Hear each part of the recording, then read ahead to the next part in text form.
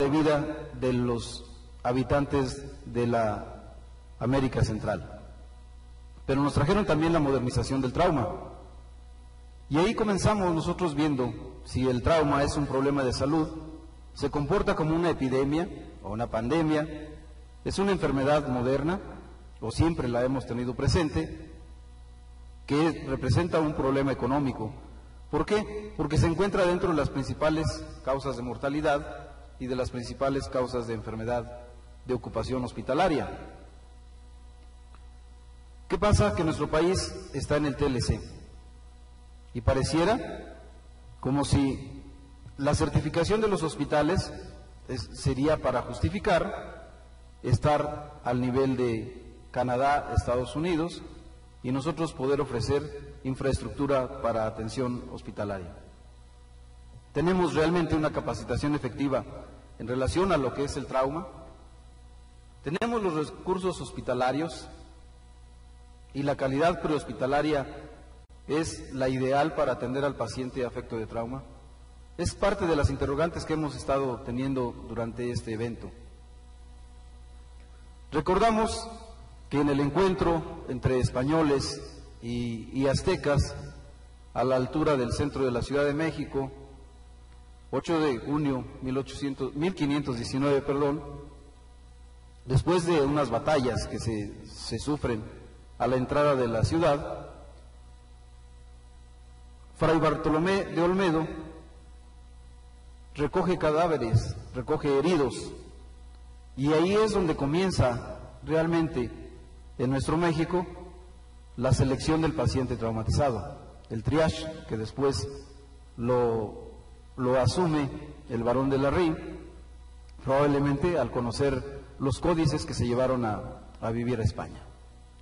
Entonces tenemos como antecedente que Fray Bartolomé de Olmedo comienza a recoger heridos, principalmente comienza a recoger aquellos pacientes que tienen trauma craneal. De las dos fuerzas de la batalla, ¿quién se imaginan que tendrían los principales traumatismos craneoencefálicos? Sin casco. Obviamente, la parte perdedora fue la nuestra.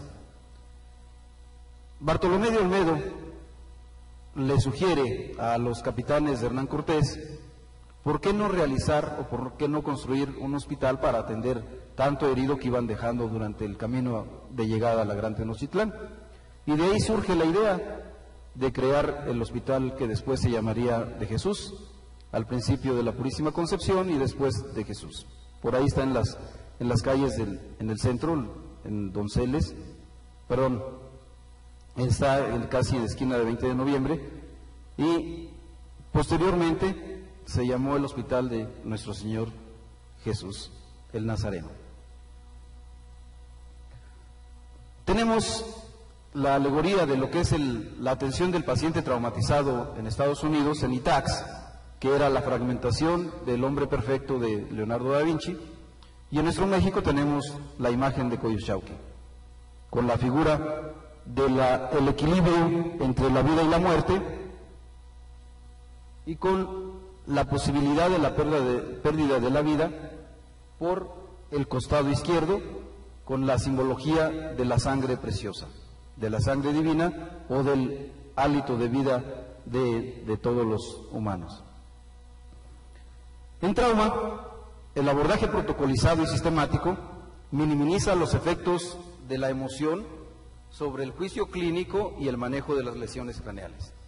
Debemos de anteponer el juicio sano basado en el conocimiento previo y en la aplicación práctica de atención para salvar la vida. Quedémonos con la imagen de las posibilidades de pupilas que debemos valorar al atender al paciente traumatizado. Recordemos siempre que la pupila nos va a dar un muy buen mensaje sobre la actividad que está teniendo nuestro cerebro. Algunas consideraciones.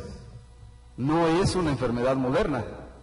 Tenemos ya los antecedentes de los cráneos agredidos en la época prehispánica y tenemos actualmente en los efectos de la velocidad, la falta de precaución y sobre todo la falta de prevención en accidentes. Para atender a un paciente traumatizado, como buen médico, tenemos que partir de la base de conocer anatomía. Los elementos anatómicos que pueden ser afectos, que pueden ser lesionados, y que en la evaluación inicial, que es más que manejo inicial, es una buena evaluación, determinará la posibilidad de mejoría del tejido contenido dentro de la bóveda craneal.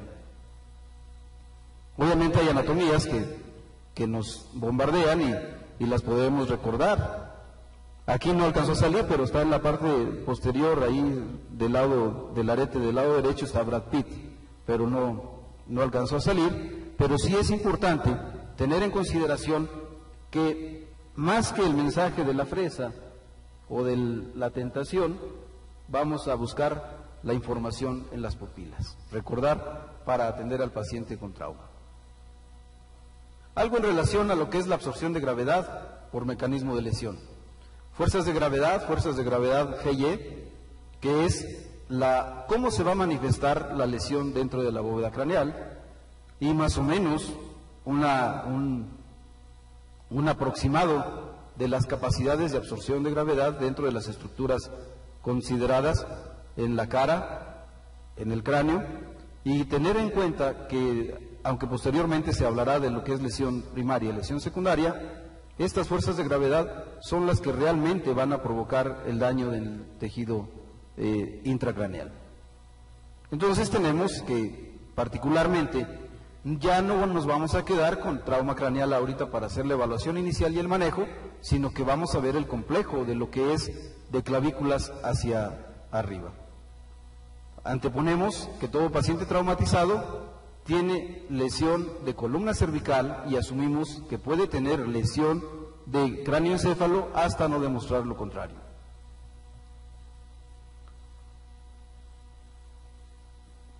Posteriormente se estará abordando en relación a lo que es la etiología, la epidemiología y las repercusiones orgánicas del trauma craneal.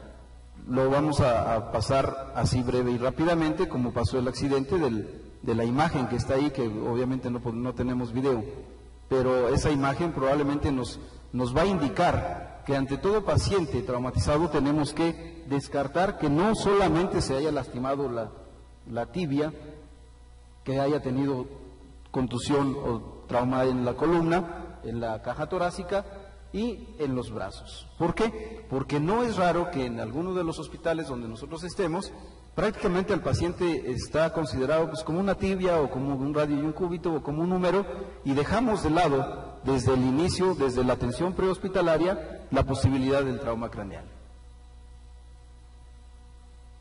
Conceptos básicos de la fisiología orientados a mantener y conservar la presión de perfusión cerebral. Si tenemos una presión arterial media, obviamente vamos a tener modificaciones que vamos a salvaguardar en la presión intracraneal.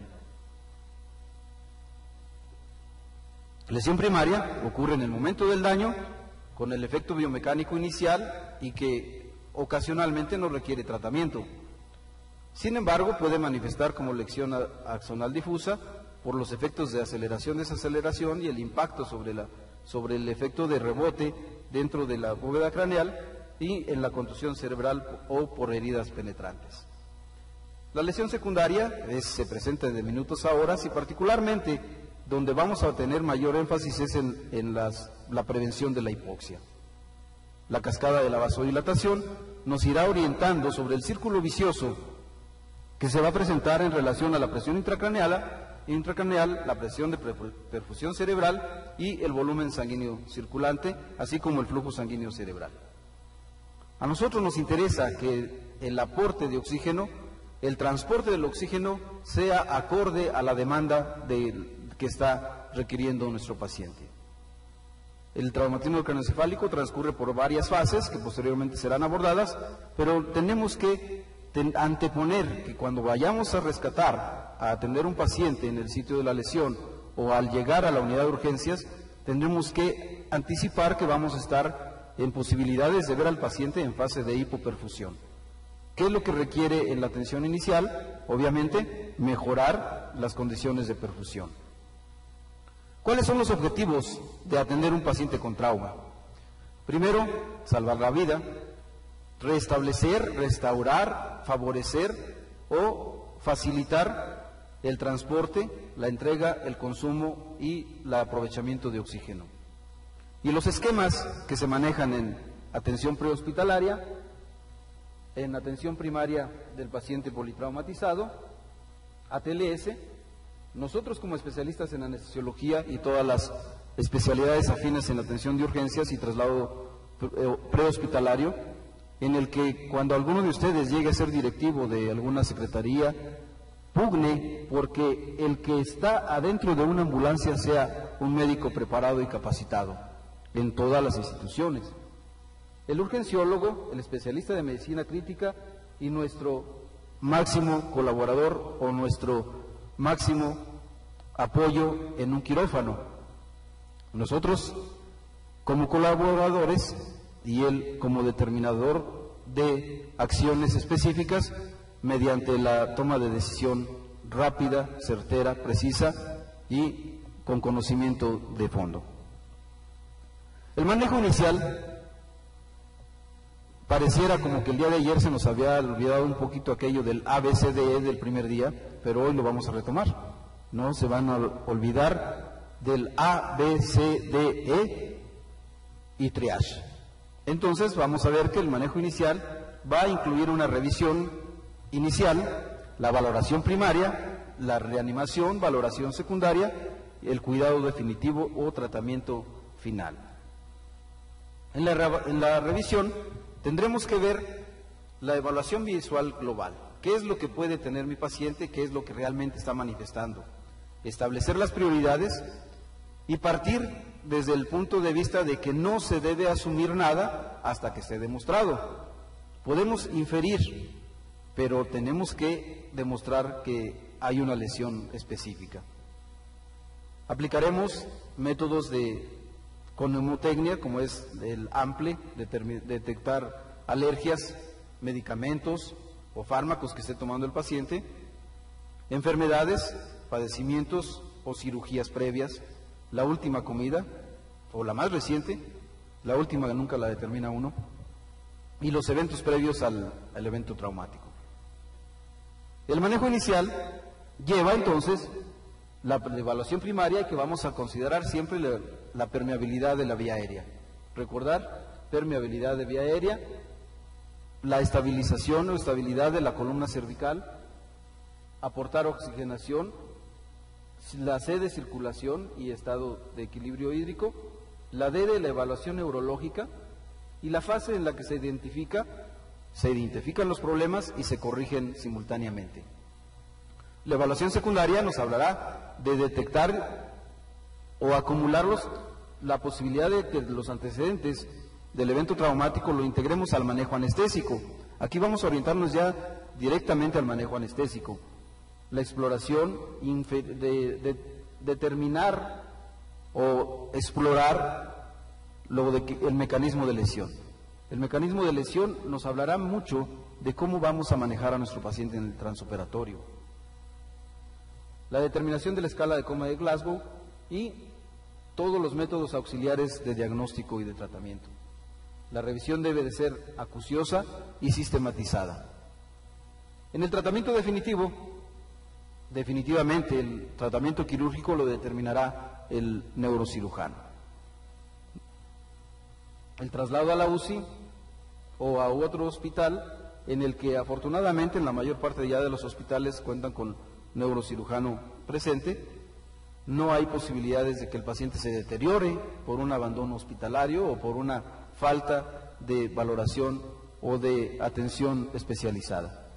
El tratamiento en esta fase debe ser individualizado, aplicar todas las técnicas, normas y estudios especializados, así como la ciencia aplicada, pero a lo que está requiriendo mi paciente en ese momento. ¿Por qué? Porque es un ente único y que sea jerarquizado.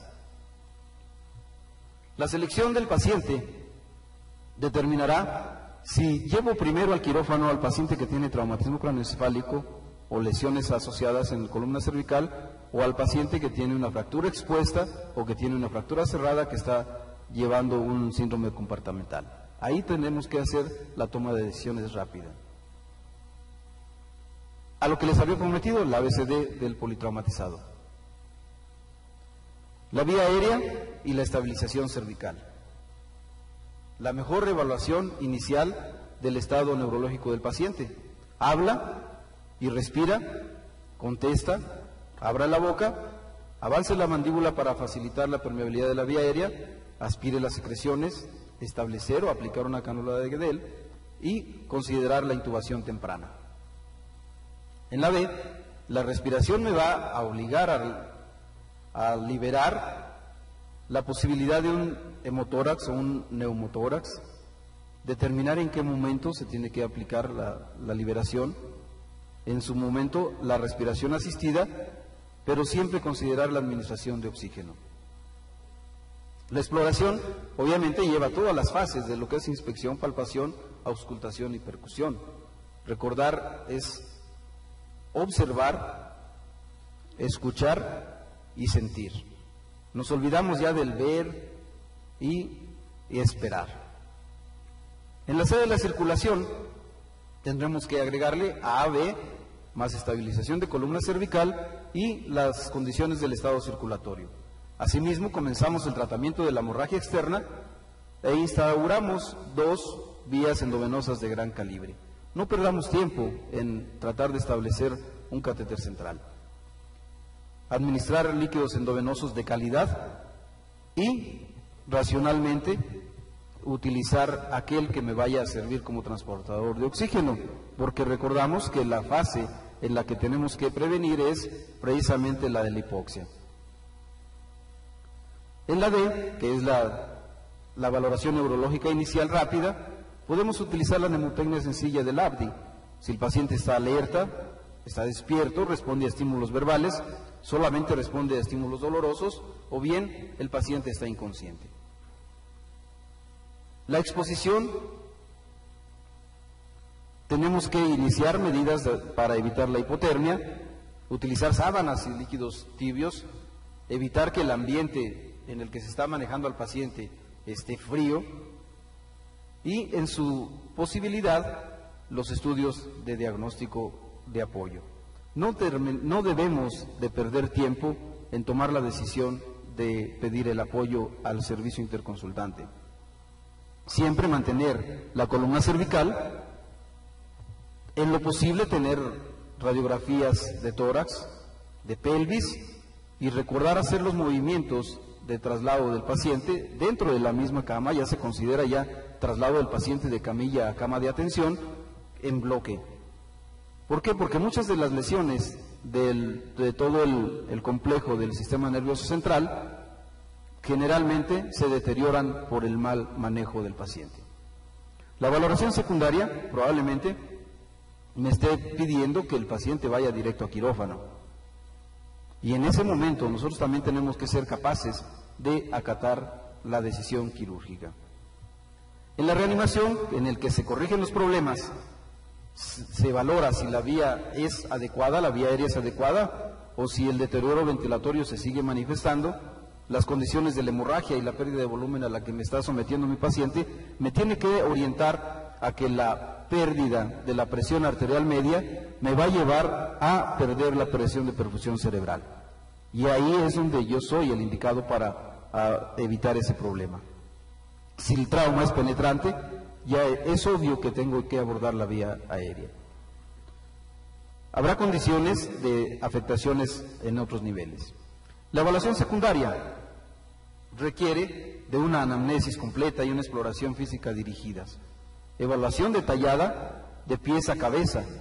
Son los lineamientos de todos los esquemas y sistemas de atención del paciente politraumatizado. Dedos y tubos en todos los orificios y observar cráneo e identificar cada una de las lesiones que pudiera estar presentando el paciente, valorar hundimientos, exposiciones de tejido, fracturas o lesiones penetrantes, cuerpos extraños, la posibilidad de la salida de líquido cefalorraquídeo y la determinación de la escala de coma de Glasgow. En esta parte es cara y las lesiones aproximadamente ya no se presentan en forma individual. Tenemos que partir de la premisa que mencionábamos al principio de que todo paciente traumatizado tenemos que manejarlo, y en esta parte, en esta fase, nos corresponde también revisar cara. Actualmente en los hospitales de trauma se están ya tratando los pacientes en forma multidisciplinaria. Se ha logrado conjuntar que todos los pacientes que tienen lesión del complejo craniomaxilofacial sea atendido simultáneamente por el neurocirujano, cirujano plástico, oftalmólogo, y tenemos también el cirujano maxilofacial en la sala. Recordar las condiciones de las pupilas. Hay signos que nos pudieran orientar a que hay un daño que se está desarrollando. Si la pupila está fija, me puede indicar hipoxia severa. Si están fijas y no responden, me puede determinar hipotermia o que el paciente ha estado sufriendo eventos convulsivos. Y si hay afectación unilateral, la lesión expansiva puede ser ipsilateral. Si está dilatada, puede presentar herniación tentorial, y cuando no responde, el paciente transcurre por un daño neurológico. En lo que sí tenemos que ser ya en forma determinante el anestesiólogo es en acatar y colaborar en la atención inicial para no tener que llegar a tener pacientes en quirófano que van a estar más severamente dañados por falta de cirugía oportuna. El tratamiento definitivo y el tratamiento quirúrgico lo determinará el neurocirujano. Lo que les decía del trauma craniomaxilofacial, cada vez antes era traumatismo craneoencefálico y trauma facial y luego trauma de la cara, y cada quien por separado. Y se pasaban lesiones que no eran valoradas adecuadamente. Tendríamos que considerar la posibilidad de fracturas del seno frontal, del que posteriormente se hablará en el tratamiento quirúrgico, pero nosotros tenemos que ser acuciosos en ir directamente a explorar no solamente las convexidades, las concavidades del cráneo, sino también auxiliarnos en las posibles lesiones que estuvieran o hayan sido de abordaje al cráneo a través de la cara. Entonces estamos obligados a revisar completamente la anatomía facial para determinar que no haya lesiones ocultas. Igualmente, los senos frontales nos pudieran dar signos en los que podemos ir detectando posibilidades de daño. Las lesiones asociadas será nuevamente un traumatismo craneoencefálico cerrado que pudiera pasar desapercibido en las situaciones de alarma. Recordamos aquí entonces que la hora de oro nos obliga a aquellos minutos en los que el paciente puede ser atendido desde el sitio del accidente hasta atención quirúrgica. ¿Por qué? Porque ese es el 30% en el que podemos incidir en mejorar la sobrevida del paciente.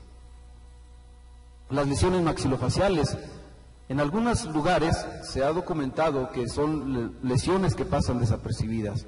La impactación de los elementos esqueléticos de la órbita, de los elementos de la nariz y los elementos de que están cubiertos tanto por los tejidos blandos como por el cuero cabelludo, nos dejan luego muchas situaciones no valoradas. Tendríamos entonces que ver la fractura del complejo naso-órbito-etmoidal. Y en esta parte tenemos que hacer la determinación de la clasificación de lesión de Lefort, las posibilidades de que el complejo cigomático haya abordado el espacio de la bóveda craneal mediante espículas óseas o por objetos extraños de entrada y salida. No es ajeno que en la posibilidad de los sitios orbiculares o de las oquedades de la cara pudiera haber entrado un picahielo hasta la estructura cerebral.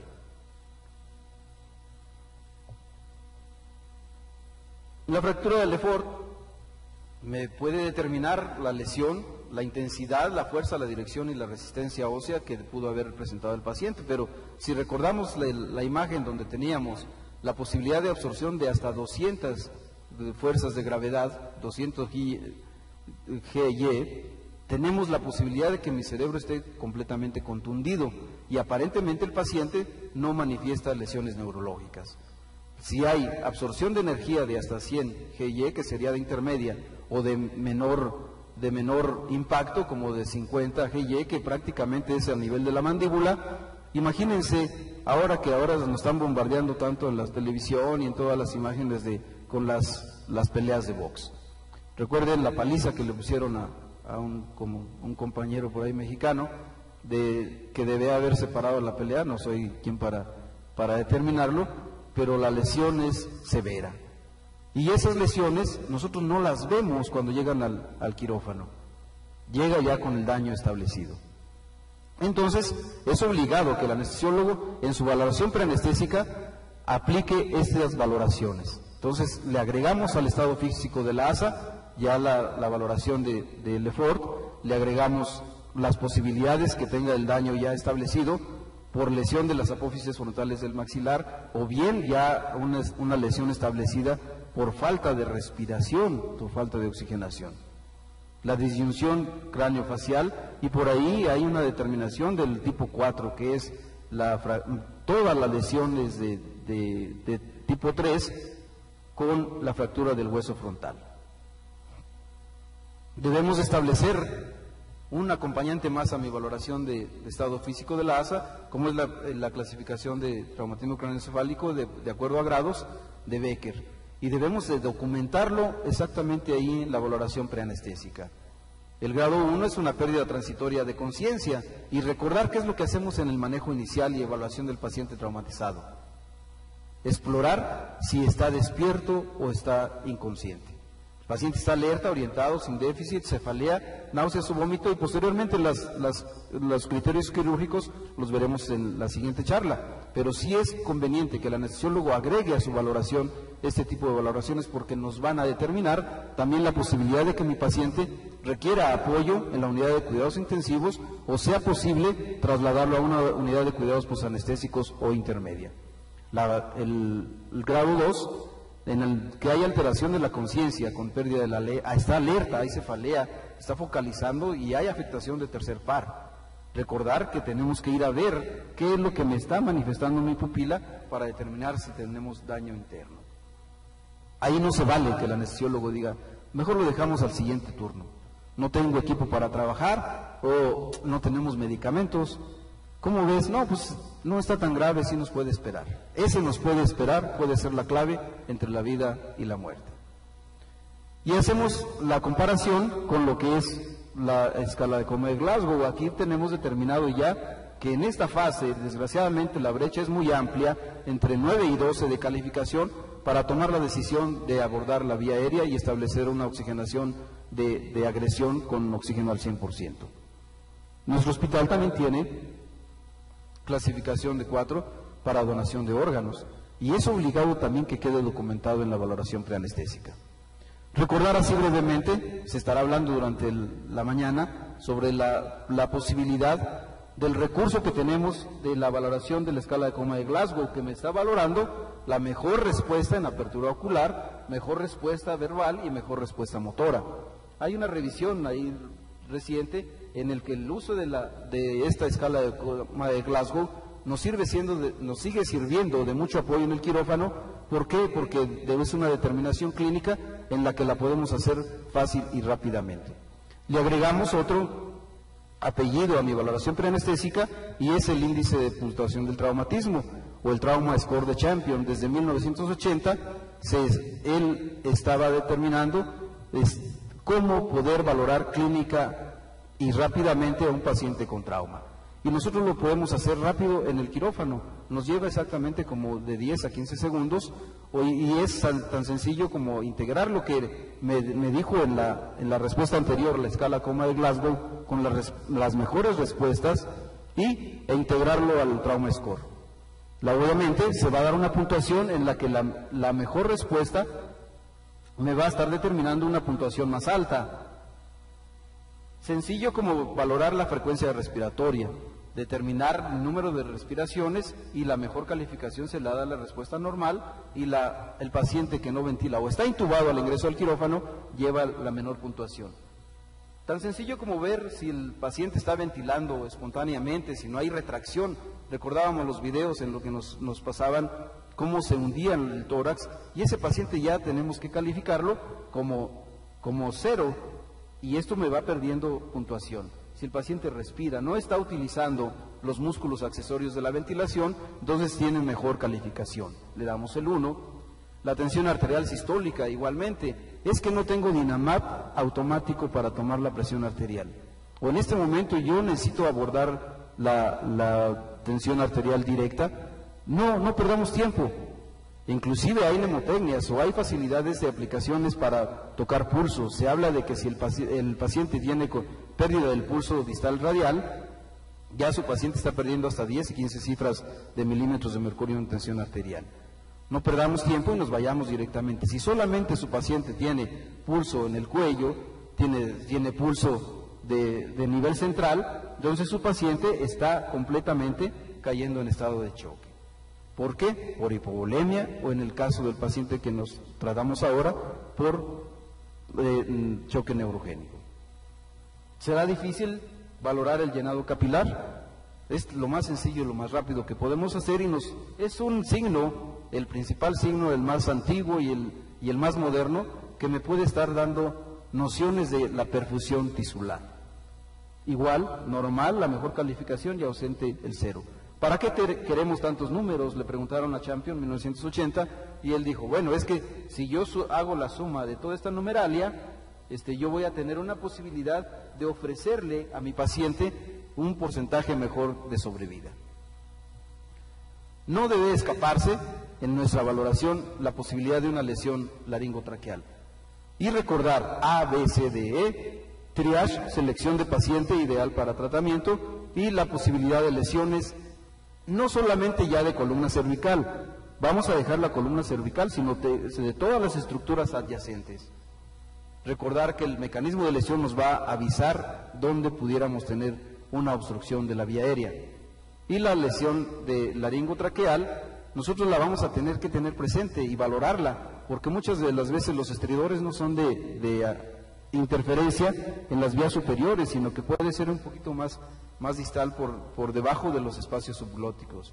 Y entonces tenemos que ser acuciosos en esa valoración. Determinar que no hay lesión. ¿Cuáles son los objetivos del manejo inicial y la presencia de un anestesiólogo ya en una atención hospitalaria para mejorar la calidad de atención del paciente?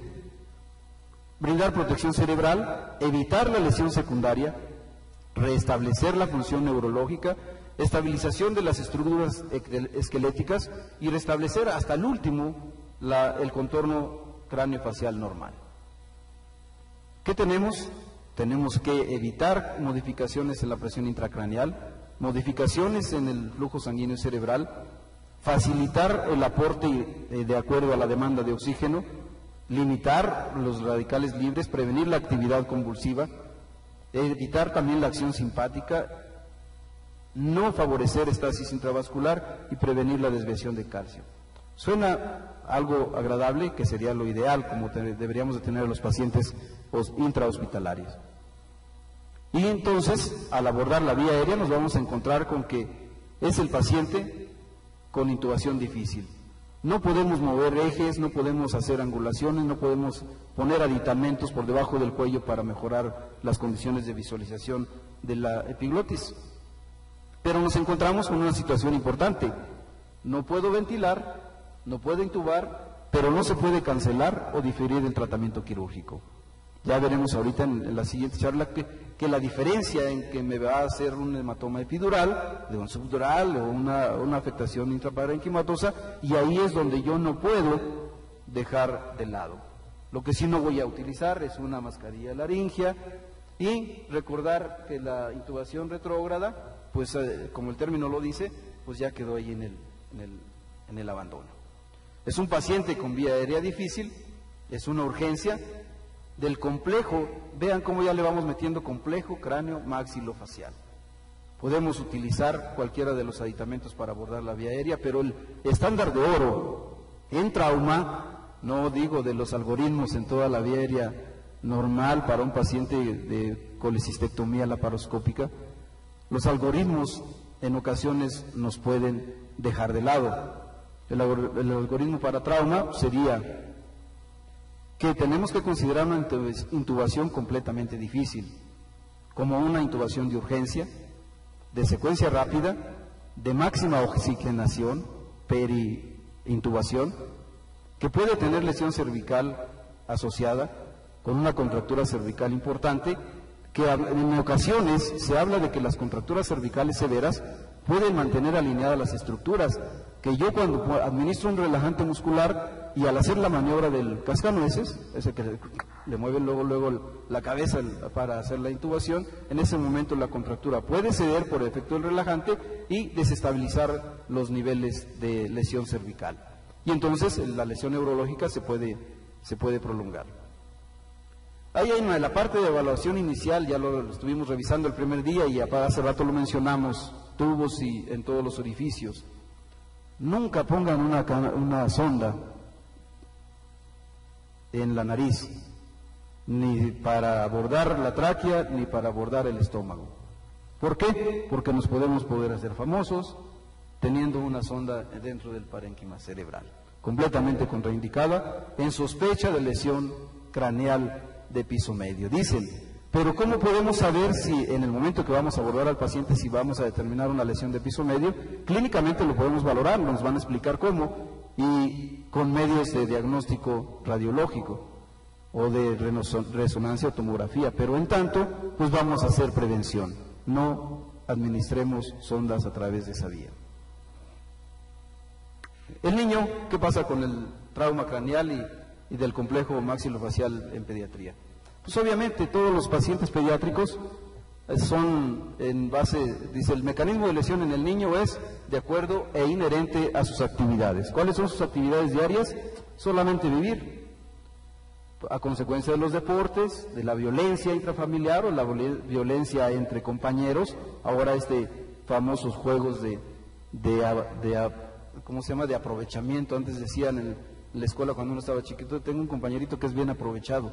No, ahora dicen, tengo un compañerito que es practicante del violín, ¿no? Entonces ahí cambia la mecánica, pero la situación es la misma. En el tráfico, porque los traemos sin cinturón de seguridad o los llevamos en el asiento delantero. Los llevamos al trabajo cuando el niño debe estar en la escuela o en su casa. Otros hablan de violencia familiar, de intentos de suicidio, un niño que intenta suicidarse, caídas de literas, choques entre compañeritos, y es cierto, dice que como se va disminuyendo el tamaño de la cabeza del niño ya conforme va avanzando en el grado de curso de primaria, y ya se van evitando las colisiones con otras personas. Además ya las colisiones, como van creciendo en tamaño, en edad, ya es prácticamente como una sola. Pero ¿qué tenemos que tener en consideración? Los pacientes pediátricos son un reto, imagínense ahora con traumatismo cráneoencefálico y lesión del complejo cráneo maxilofacial. Mayor riesgo de hipotermia. Al parecer la tensión arterial no se ve tan afectada como en comparación con el adulto. Tiene una descompensación rápida y grave. Es con un portador de dilatación gástrica por aerofagia. El trauma torácico puede transcurrir sin signos aparentes.